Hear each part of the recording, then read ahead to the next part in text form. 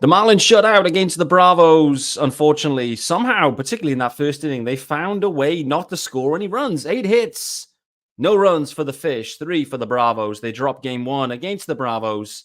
However, game 2 is right on deck here. Trevor Rogers going against Max Fried, lefty on lefty. Looking forward to that one. More broadly, bigger picture, this Marlins rotation, for me, starting to settle in. The bullpen, equally, starting to settle in. The pitching is there. However, it looks like our old friend, the offense, is still holding this club back. Garett Cooper, recently DFA'd, it seems. Could there be an old friend returning back to Miami? Tons to get into. This is Locked On Marlins.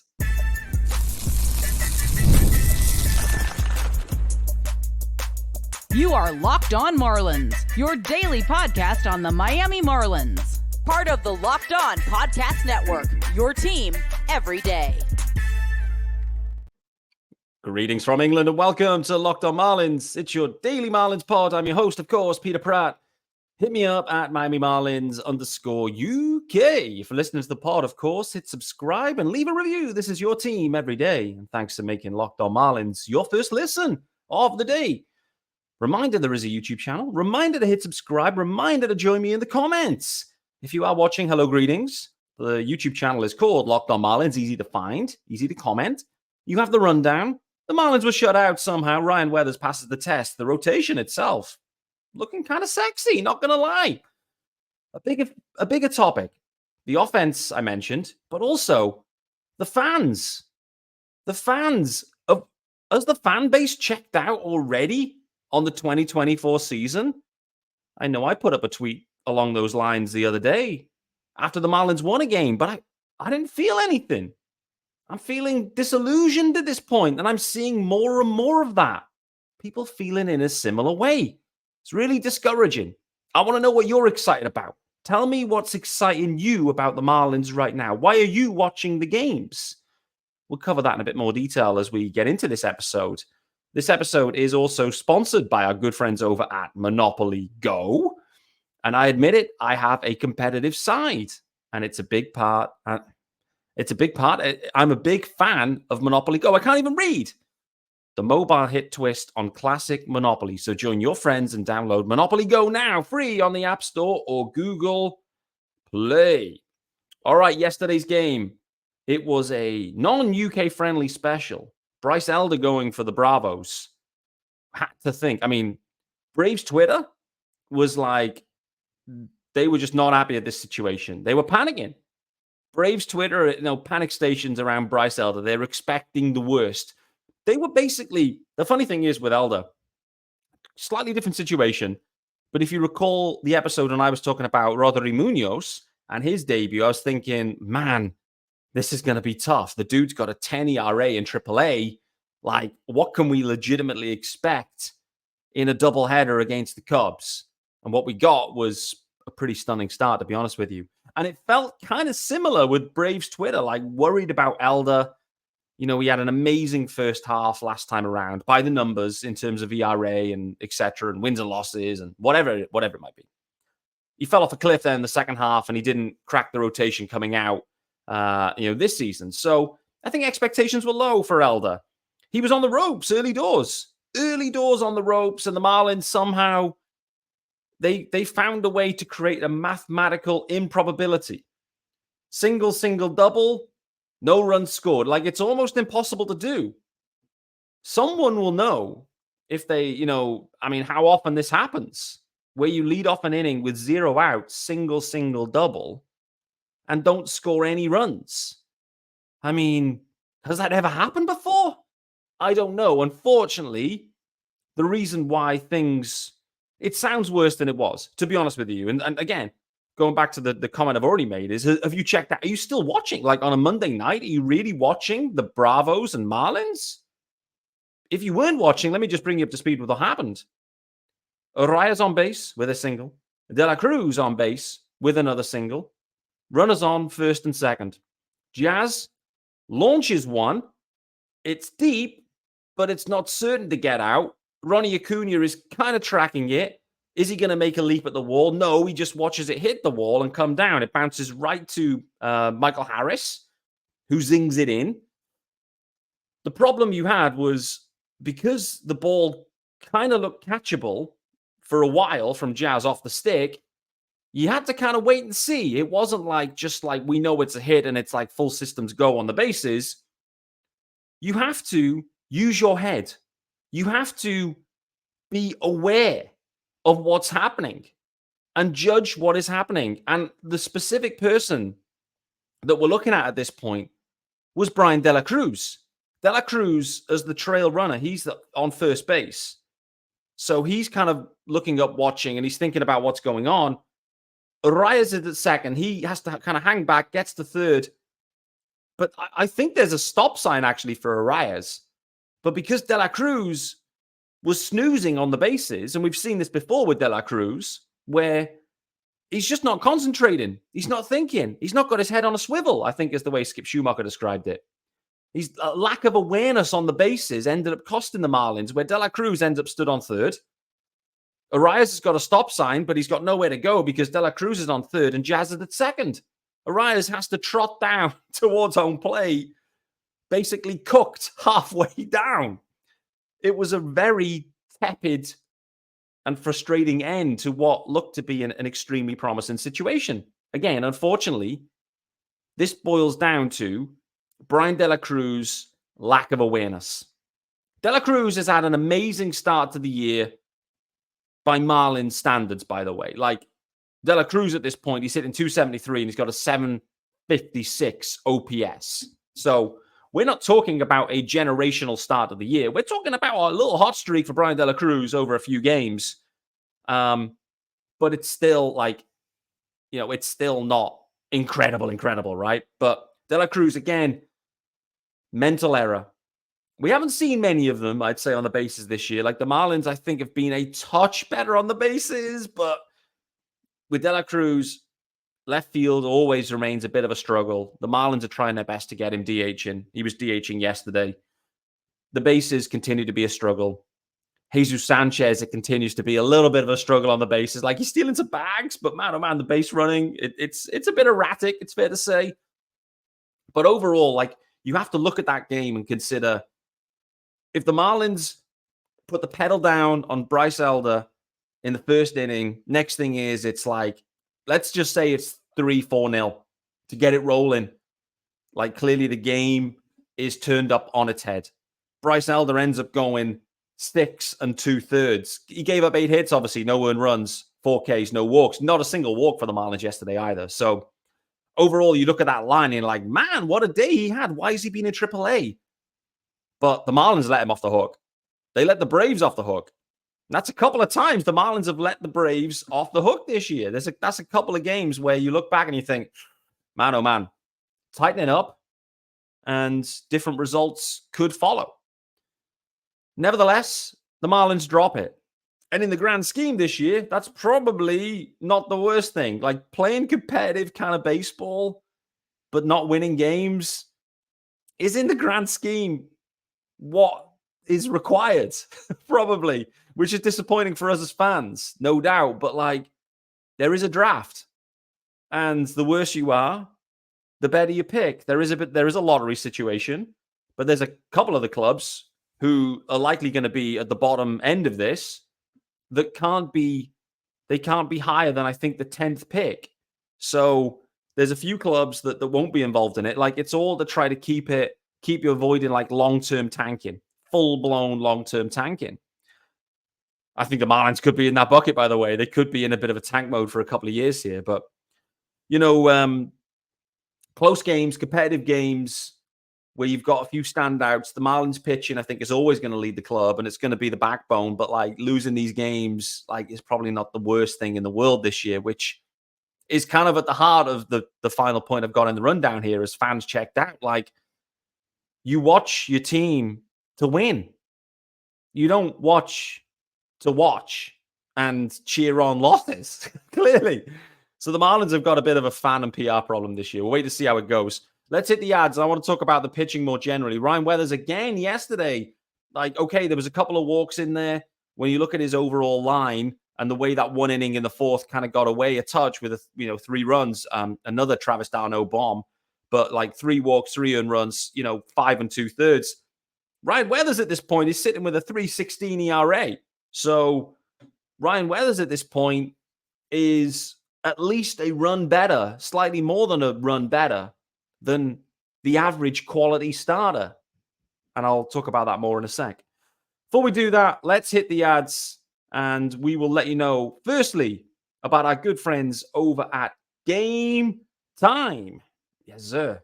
It's our good friends over at Gametime. And Gametime is now an authorized ticket marketplace of Major League Baseball, which makes getting tickets even faster and easier. Prices on the Gametime app actually go down the closer it gets to the first pitch, which makes sense. Makes sense.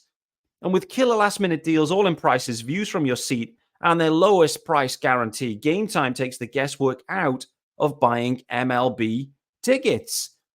Guys, you can save up to 60% off buying last-minute tickets for sports, concerts, comedy, theater, and more. You've also got those seat views. So what that means is you get that panoramic view from your seat in the app before you buy. So you know what your view is going to be like. You know how you're going to take in on the action. They've also got their lowest price guarantee, where Gametime will credit you 110% of the difference if you find a cheaper ticket in the same row and section for less. So take the guesswork out of buying tickets with Gametime. You simply download the Gametime app. You create an account and you use the code LOCKEDONMLB for $20 off your first purchase. Terms apply. Again, create an account and redeem the code LOCKEDONMLB for $20 off. Download the Gametime app today. Last minute tickets, lowest price guaranteed.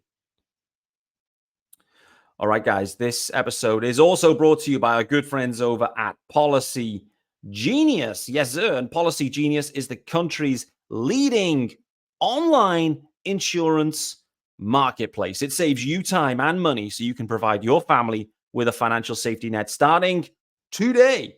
With Policygenius, you can find life insurance policies that start at just $292 per year for $1 million of coverage. Some options offer same-day approval and avoid unnecessary medical exams.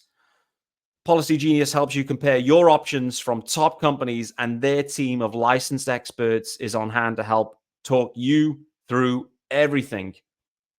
Your work-life insurance policy may not offer enough protection for your family's needs. Even worse, it may not come with you if you leave your job. Also, Policygenius, it gives you that unbiased advice from a licensed expert support team. They have no incentive to recommend one insurer over another, so you can trust their guidance. Thousands of 5-star reviews on Google and Trustpilot from customers who found the best fit for their needs. So check life insurance off your to-do list in no time with Policygenius. Head to policygenius.com/LockedOnMLB or click the link in the description to get your free life insurance quotes and see how much you could save. That's policygenius.com/LockedOnMLB. All right, guys, back here with me, Peter Pratt, on Tuesday, the 23rd of April. Thanks for making Locked On Marlins your first listen of the day. The Marlins were shut out yesterday. The offense seems to be a problem again. However, the rotation, in my opinion, considering some of the challenges the Marlins have had this year, continues to be a strength. They know this. Peter Bendix talks about it. Skip Schumacher speaks about it. I put a tweet out there earlier for those that follow me on Twitter. Why wouldn't you? Why wouldn't you, of course? So I wanted to call out the pure definition of a quality starter.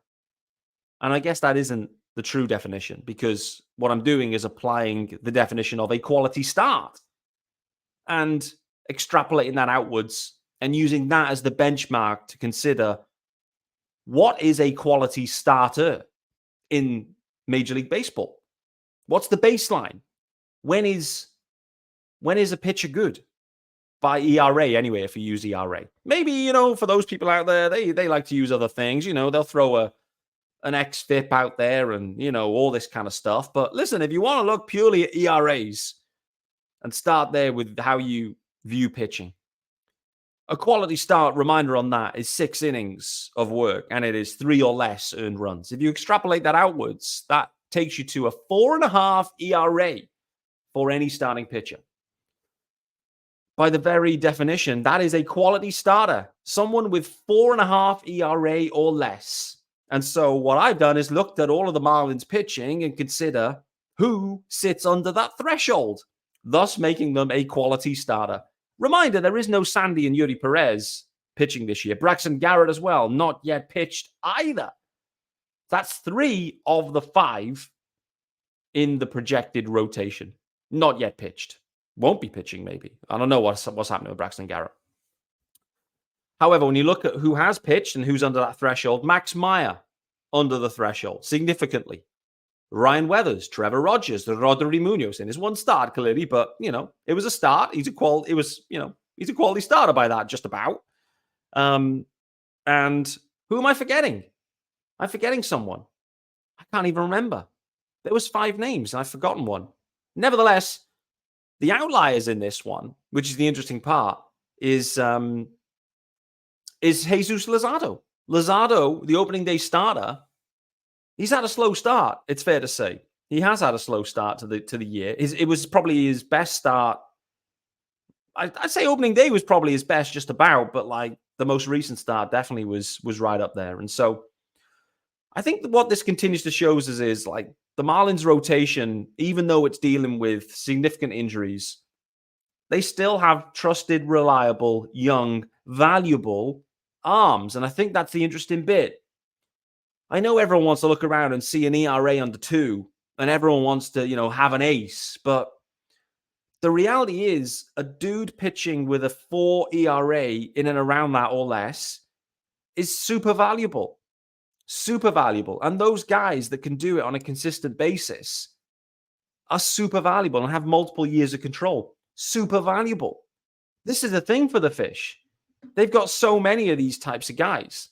And that's the beautiful thing with Ryan Weathers, for example, like where you acquire that type of guy and he's now having a career year in many, a 3.2 ERA. So, things are encouraging. Edward Cabrera was the one I've missed, by the way. I've just had to remind myself. Eddie Cabrera, too, sitting under 4.5 ERA. I appreciate Munoz and Cabrera not had the body of work. Max Meyer as well. But they sit under 4.5. They're not qualified starters at this point. But it doesn't matter. You get the point I'm making, where Luzardo will rebound and improve. Who knows how things go with Ryan Weathers, with Eddie Cabrera, with Trevor Rogers. Who knows what role Max Meyer and Rodri Munoz will play. But considering the guys that are missing, this rotation is still quality. It's a quality rotation. And we shouldn't be pointing any fingers to the rotation to say it's these guys that are letting us down. It's absolutely not that. I think we all know that. I think now things have settled down.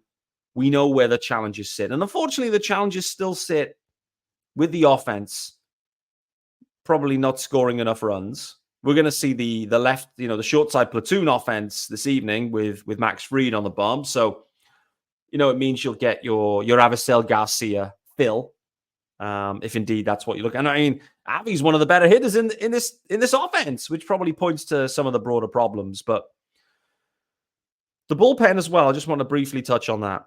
For me, things are evolving in the right direction with the pen. And people are starting to emerge. Roles are starting to become clearer. And again, you look across the pen and you think about like who's got a 4, an ERA under 4. Tanner Scott, he's obviously remains the leverage guy, and he has improved, I think, as the year's gone on.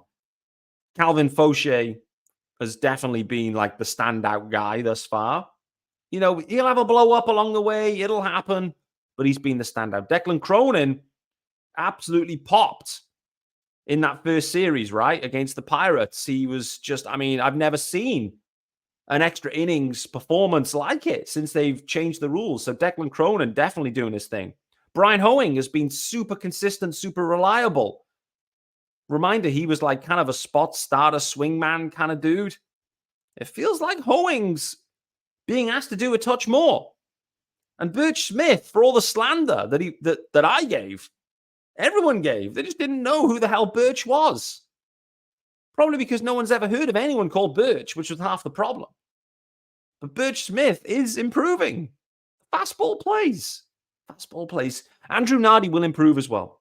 He will. He can't be this bad for this long. He's just had a sluggish start. And it's been, expensive in terms of ERA capital. But Nardi will improve.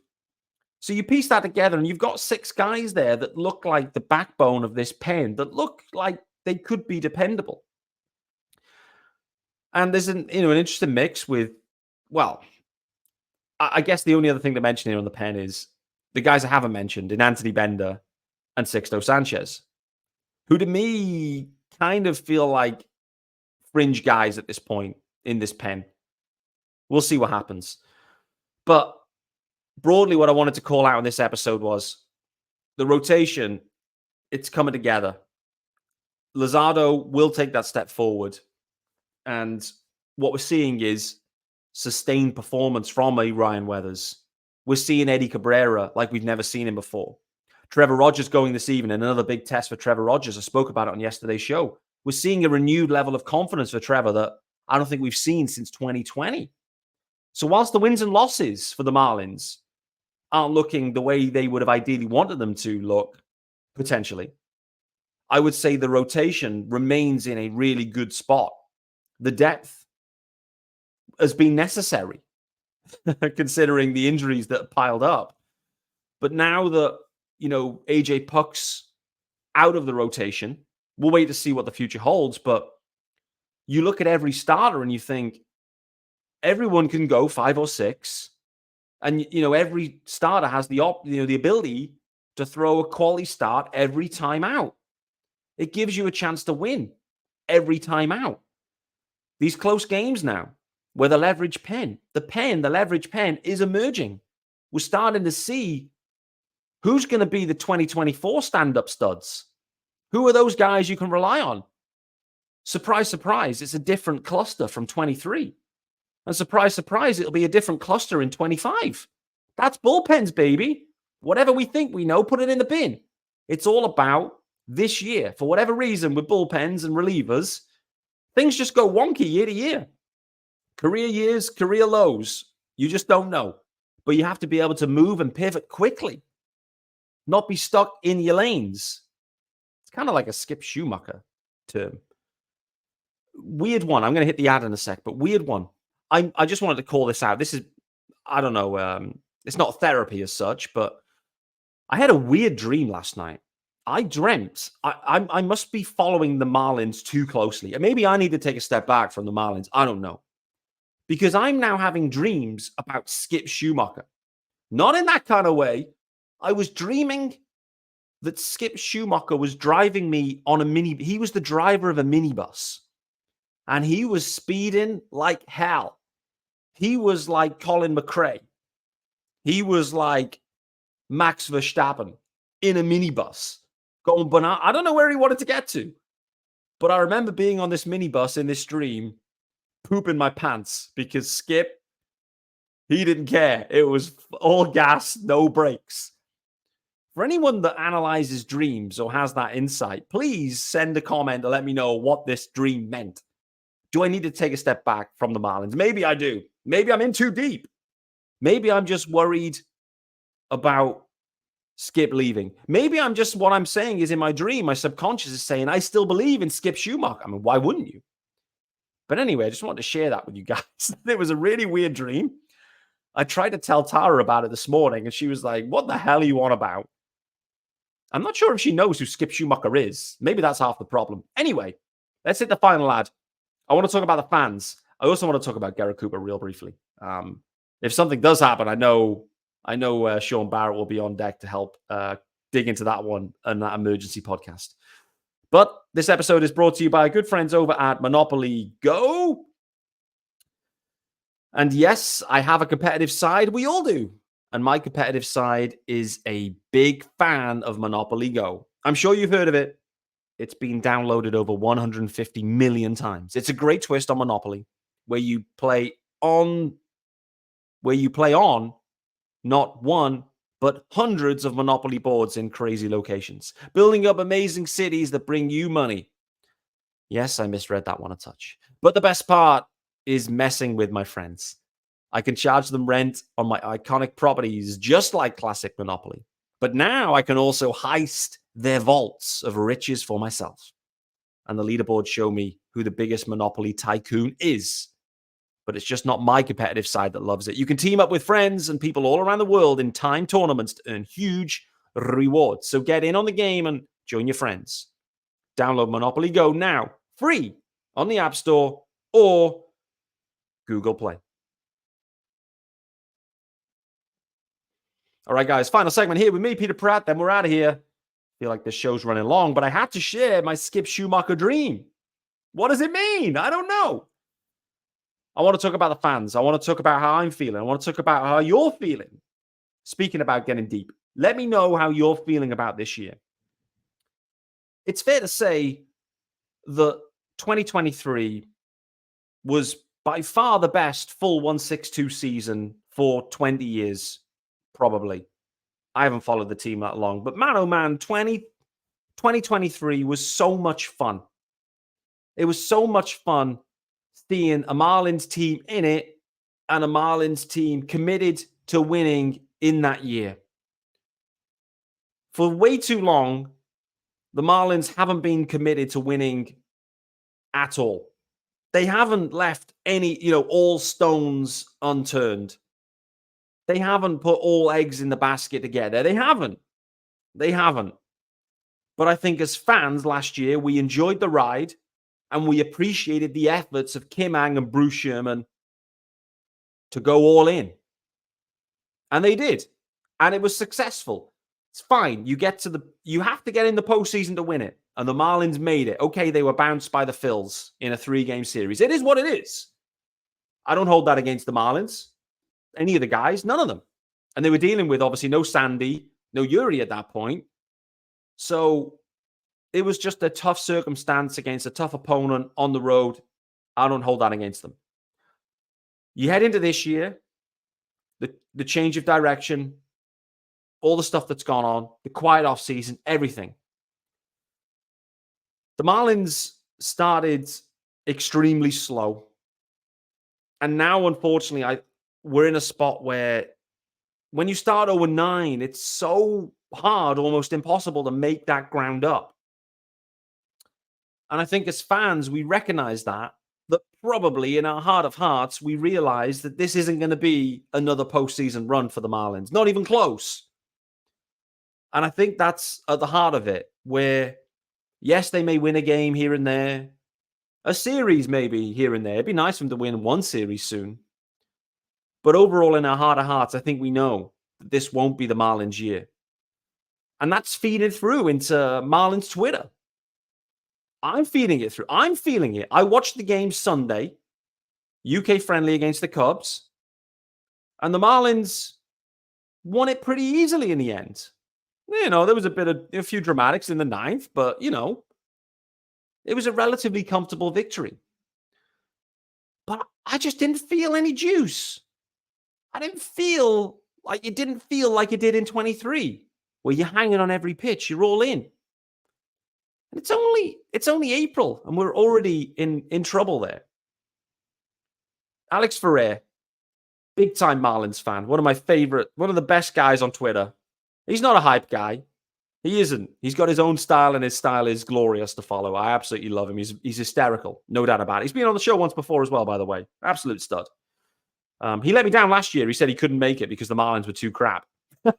I asked him this year, and he hasn't returned my calls. Take that for what you will. But I saw a similar tweet from him today. He's effectively just checked out on the Marlins. He's not wasting his time watching the games. He's not following any prospects. He's kind of checking a box score and messing around on Twitter, and that's it. That's it.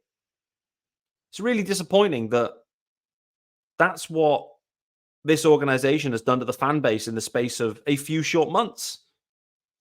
And then the next thing is going to be probably this rebuild that no one wants to call a rebuild, that you want to call a retool or whatever you want to call it. But, it's not going to be looking amazing for a while. And it's hard to take for fans, and I get it. I feel exactly like it. And there's going to be some interesting decisions to be made this year around who stays, who goes. We'll wait to see how that plays out. Let me know your feeling, though. Have you checked? I mean, if you're watching Locked On Marlins, what it says to me is you're still in. You're still following this club. Maybe you're watching fewer games. Maybe you're watching fewer Locked On Marlins episodes. I don't know. I'm interested to know how you're feeling about this team. Who excites you? What excites you about the Marlins at this point? Does anything excite you about the Marlins? I find like what you end up doing is attaching yourself to specific players. That seems to be the method. I'm all in on Ryan Weathers. I've been all in on Ryan Weathers since spring. I want him to succeed. I'm watching Ryan Weathers hoping that he succeeds. Because I want everyone to turn around and go, Pete, you remember when you said Ryan Weathers, he's an ace? And he's the 9th best on this roster? You were right. That's what I want. But I can equally see Ryan Weathers like, I just love the story. I love the story, and I love what it shows what the Marlins can do pitching development-wise. It's just like it's the Marlins DNA, driven by Mel Stottlemyre and the rest of the guys, like being able to do what really, like the Marlins are chastised for a lot of things. Fan base, rebuilds, you name it, like they're chastised. But one thing for certain that the Marlins are in the top category of is pitching, drafting, pitching development, identifying talent, turning guys around, reclamation projects. That is the Marlins' MO. And frankly, they do it better than pretty much any other organization out there. And considering the current situation that Major League faces with pitching issues and injuries, that puts the Marlins in a really unique spot to really supercharge whatever this rebuild, retool, whatever the hell you want to call it, is going to be. Garett Cooper's been DFA'd by the Cubs. Interesting news. I don't know the backdrop to that. I just saw the news. Considering Jake Burger's on the IL, and I don't know the timeline here, but, I guess, from Garett Cooper, like at this point, you wouldn't really have a choice. Like if the Marlins decide to claim him or trade for him, then you're back in Miami. Coop left under great circumstances. He spoke glowingly about everything linked to the Marlins leaving. And frankly, I can see a role for Garett Cooper. I think the reality was the Marlins went a different direction with Trey Mancini early in spring. They kind of nailed their colors to the mast on that one. Mancini flamed out, and it kind of left them a bit exposed, where they've ended up having to use Jake Burger at first base. Now Burger's down on oblique. Next thing is this Garett Cooper situation maybe creates an opportunity for the Marlins to kind of right that wrong in some ways. So it wouldn't stun me if Garett Cooper in the next couple of days is back with the Marlins. Could you imagine Sean Barrett's reaction? I know I can. He will, I'm asking, how are you feeling, Sean? Have you checked out yet? I know he hasn't. How close are you watching the Marlins? Is it still as close as you were before? Maybe, maybe not. What happens if Coop's in the mix? I know his response then. We've gone a few minutes over, so I'm going to say farewell and bid you guys farewell. Trevor Rogers on the bump this evening against the Bravos. Max Fried for the Bravos. Equally another guy that has struggled coming out of the... Very similar numbers to Jesus Luzardo. So a guy that's going to look to turn it around, a guy that's in a contract year, a guy that's facing the Marlins short side platoon. Everything points to Max Fried having a stunning outing and the Marlins not putting up enough runs to win. However, I'm watching very closely Trevor Rogers. What is his confidence levels? Can he translate that confidence to sustained success in this rotation? Thanks for making Locked On Marlins your first listen, guys. I'll look forward to seeing you guys tomorrow. I believe we have a crossover episode where I'm going to be joining forces with the Locked On Braves host. So we'll look forward to that one. I'll see you then.